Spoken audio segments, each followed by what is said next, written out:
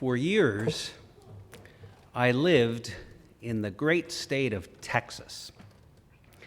And a priest friend of mine, I got to be friends with him in Texas. He had an episode one day in his rectory where he started to feel quite ill. Very, very ill. So ill that he had never felt that badly before. And so he asked his elderly mother, who lived with him, to drive him to the hospital. And this was significant because she hadn't driven in 11 years. And so she drove him to the hospital, and at the hospital he went to emergency, and they checked his vital signs, and they gave him, the attendant in the emergency room gave him a once-over and said, "Father, I can't find anything wrong with you. You're fine. You need to just go home, rest." And he said, "There has to be something wrong with me because I've never felt this way before." And all of a sudden, he started to bring up blood. Lots and lots of blood. So much blood that through his mind, he thought, well, if I keep bringing up this much blood, I'm not going to be around for very much longer. And there was an ensuing commotion where a doctor was summoned, a stretcher was obtained, and he was being loaded onto it. And they began to wheel him into an emergency room, to an operating room. And as he was being wheeled down to the hospital, they stopped at a certain corridor, and a doctor put a probe down his throat. And he saw 5 ulcers, 5 tears that had opened up in the wall of his stomach, and blood was just pouring in. And the doctor said to him, "The only way that I can stop this is if I can cauterize those holes shut. However, you probably won't survive that procedure. And in fact, you probably won't even be alive long enough for me to even begin it. So, Father, you need to make your peace with God." And so they continued wheeling him towards an operating room. Just then, there was a nun from a religious community called the Sisters of the Holy Family of Nazareth. She had been visiting somebody in the hospital. She saw that it was a priest that was being wheeled, and she approached them, and she pulled out a relic of her foundress, Blessed Mary of Jesus, the Good Shepherd. And she said, "Father, this is our foundress, right? Blessed Mary of Jesus, the Good Shepherd. She will heal you." And the priest, this is Father Paul was grateful for the gesture, but his mind was just somewhere else. And at the same time, the nun is saying to him, "Father, you're probably not going to be alive very much longer." The last thing he remembered is in the operating room, they were undressing him for this surgery, and the same nurse saying to him, "Father, you're probably not going to wake up." Now, at a certain point later, he did wake up, and he was now in a recovery room, and the doctor that had put the probe down his throat was there, along with 2 other doctors. All 3 of them were leaning up against the wall, and they were shaking their heads. And he motioned to the doctor, and he said, "What happened?" And the doctor that had attended to him before the surgery said to him, "In the operating room, I put another probe down your throat, and I could see the 5 ulcers.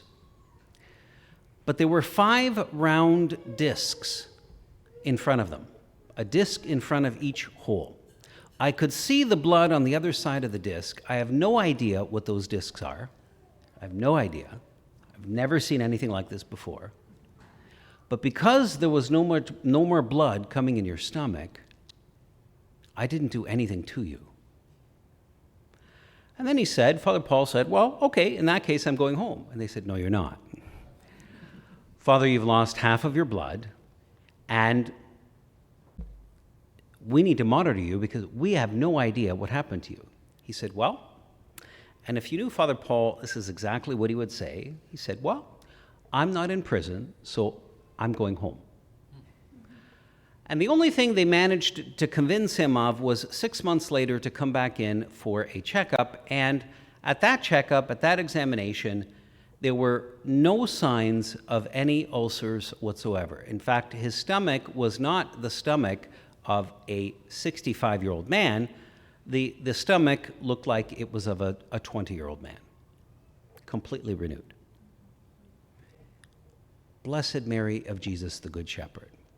So Father Paul told me this, and I know the Sisters of Mary of Jesus, the Good Shepherd, and of all of the places where they have their headquarters in the United States, they were an order founded in Poland.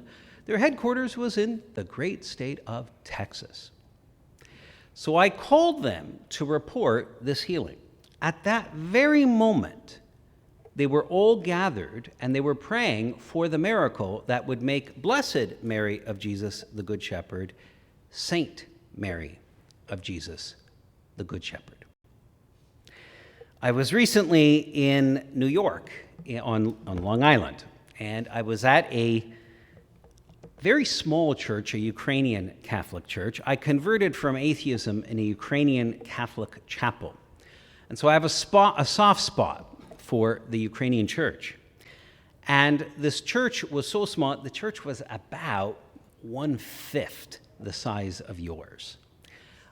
So ordinarily, I would never hold an event in a church that small, but I have a soft spot for the Ukrainians out of deference to that event in my life, which changed the trajectory of my life dramatically. But as I was there, and I had another exposition of relics there, just like last evening I had here, and in the hall, their hall was so small that as the veneration was unfolding, I was standing in a corridor outside the hall. Now, at a certain point, there was a large, just enormous hulking man. He had to be 6'5" if he was an inch tall. Huge, broad shoulders. He came out and he was sobbing. Just tears were reaming down his face. And he sees me and he walked over towards me and he opened his mouth to begin to speak, and just wailing came out. So he went outside for a walk, and after about 10 minutes, after he had collected himself, he came back. And he then told me this. He said, "Father, I am a retired NYPD cop. 33 years ago, I was in the police academy. And one morning, after I had been up really late until about 2 a.m., it was 4 in the morning, I had to get up, 2 hours sleep, I had to drive to the police academy. And I was driving on the BQE. The BQE is the Brooklyn-Queens Expressway, which is easily one of the busiest and most precarious highways in North America.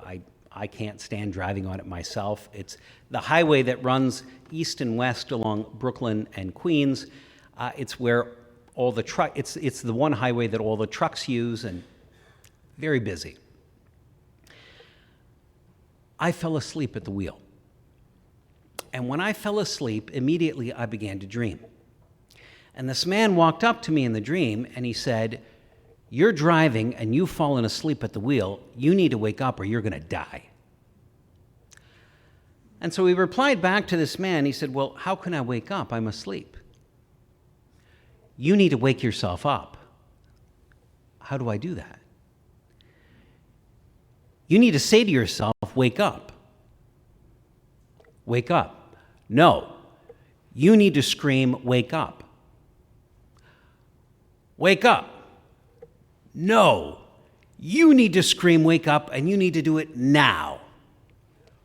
Wake up." And his eyes pop open just as he's about to hit the concrete wall of an overpass. He veered to the right, avoided the overpass, drove to the academy. A 30-plus year career in the police force ensued, and by the time I saw him that evening, he had already retired. The other piece to this story is when his mother was pregnant, she had had 2 pregnancies prior. The first baby died in utero. The baby had a stroke in the womb and died sometime in the 4th month. The second baby she carried to term, but he was born with spinal bifida. And so the poor little guy was born with his brain exposed, and he only lived 4 hours. When she was pregnant the 3rd time, she prayed a novena to Saint Gerard Majella throughout her entire pregnancy. Saint Gerard Majella is known as the patron saint of the unborn and the patron saint of expectant mothers. And every day she prayed for a healthy baby and a safe delivery, and that's exactly what she got. At the end of 9 months, she gave birth to a son, the gentleman that I would go on to meet, and out of deference, out of gratitude to Saint Gerard Majella, she named him Gerard. He came to the exposition that night, and I have a relic of St. Gerard Majella, and for those of you who were there, you also saw that I have a placard next to each relic, a sign that tells the story of the saint, but included with the sign is an image of the saint. Gerard Majella died in the 1500s, so we only have Polaroids of him. So all we have of him, we don't know what he looked like, but we have different artistic renditions of him. He was a Redemptorist, a member of the Redemptorist order founded by St. Alphonsus Liguori. And the Redemptorists, 32 years ago, commissioned an artist to paint all of their saints in a kind of modern representation, a kind of a modern look to the old saints. Now, sometimes you see modern art, and it's hard to even call it art. But this was really artistically done. It was very well done. So Gerard Majella is depicted with the classic Redemptorist habit, but a haircut that looks a little bit more modern than what it would. Very tastefully done. When he saw that image is when the sobbing started to happen. The man in that image is the man that came to him in his dream 33 years prior. But here's the kicker. That image was painted 32 years ago.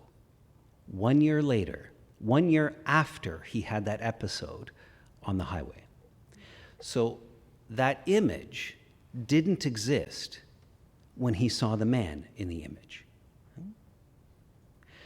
So friends, we live our lives thinking that we're in control.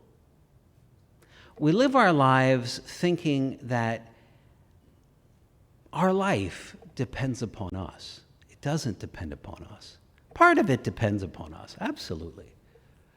But the majority of what's going on is God is dragging each of us along a trajectory that He has pre-planned. He has pre-planned. He is aware of every move that we make. And His family, the communion of the saints, are very much involved as well. And they are our companions on the way, guiding us, interceding for us, and all of us, whether we know it or not, whether we have already learned it or whether we have yet to learn it, are the beneficiaries of these coincidences, of these circumstances and incidences that, at first glance, we have no idea what is happening. But one day we will. For many of us, we won't experience it until the next life, where we actually see those connections. And we see that profound divine plan that stitched us along a trajectory that was pre-decided by God. It was pre-decided. Nothing that happens in our life happens outside of God's control. He has permitted it. He has permitted it, and that means that He has fashioned it upon His plan for the world. He didn't necessarily cause it, but He has permitted it. And for that reason, he is going to use it to bring about a greater good. And this, friends, it ought to give us hope. It ought to give us hope. The fact that the eyes of heaven are always watching us, but the hands of heaven are always accompanying us. They're removing obstacles from our way. They're putting things in our way that we need to have put in our way. This should fill us with hope, because we are not alone. We are not alone. And it took that gentleman 33 years, the retired NYPD cop, his name is Michael, took Michael 33 years to see that connection that he had in his life, right? To understand and intuit this profound connection that he had. And it didn't begin with him. It began with the will of his mother. Right? His mother reached out. And because his mother reached out on his behalf, he had this bond now with a saint that he had no real idea that he did. His mother had told him that she had prayed to St. Gerard Majella for his safe birth and so on and so forth, but St. Gerard Majella was a name only, and it never pierced here until he saw that image. And then his life, the nexus of heaven that surrounds our life, and that is a part of us in every manner, in every respect, was made evident to him. So friends, we take hope that the Lord has a plan for us. Right? He has a plan for us. We can't stop it even if he wanted to. Now, we can make it better if we cooperate with it, if we open ourselves to it. We can say yes to it. And every day we need to do that. Lord, I don't know what you got in store for me today, but I say yes, even before I know what it is. Right? I say yes. I give you a blank check. You don't need my permission to do anything else. I say yes. What a beautiful prayer to begin your day. I say yes to whatever you want. What could be more beautiful than that? Because in doing that, you have made God God. And you have placed yourself in the realm of a creature, which is where you belong, which is where I belong. If we can do nothing else in our lives, let's stop trying to be God.